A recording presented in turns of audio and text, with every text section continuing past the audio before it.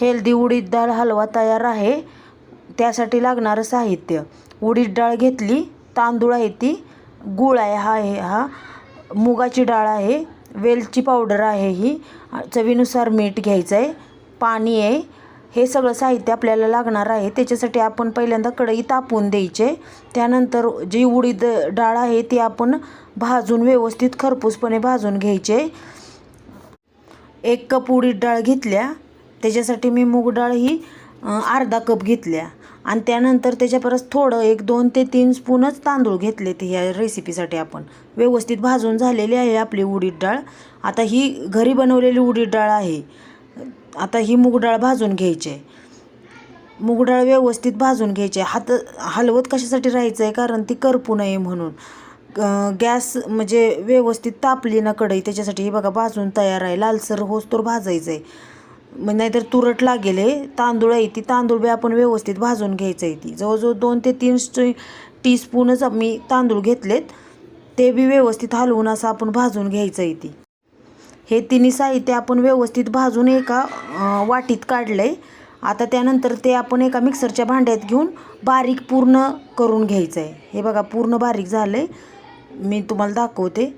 आणि त्यानंतर आपण गूळ घ्यायचं आहे आणि तो गरम पातेल्यामध्ये पाणी ओतून घ्यायचं आहे आणि त्याच्यामध्ये आपण गूळ मेल्ट करून घ्यायचं आहे व्यवस्थित. थोडासा घट्ट होईपर्यंत हलवत राहायचं आहे. हे बघा गूळ आहे.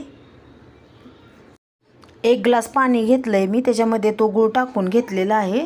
जरा थोडं घट्ट होस्तोवर हलवत राहायचं आहे, म्हणजे आपण नंतर हे पीठ भाजल्यानंतर त्या पिठामध्ये वतणार आहे हे पाणी. आता हे साईडला घेऊया. हे घट्ट झालं आहे आपल्याला पाहिजे असं.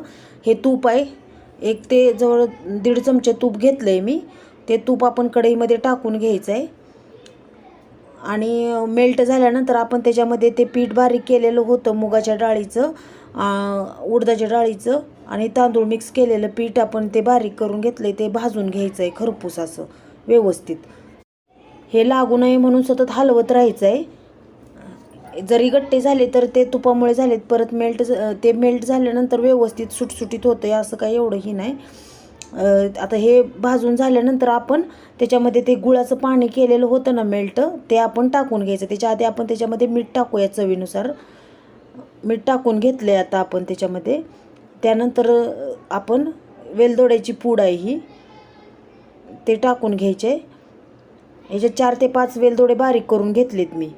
हे हलवून आपण त्याच्यामध्ये नंतर आता ते पातेल्यात बनवलं होतं ना गुळाचं पाणी, ते वतून घ्यायचं आहे.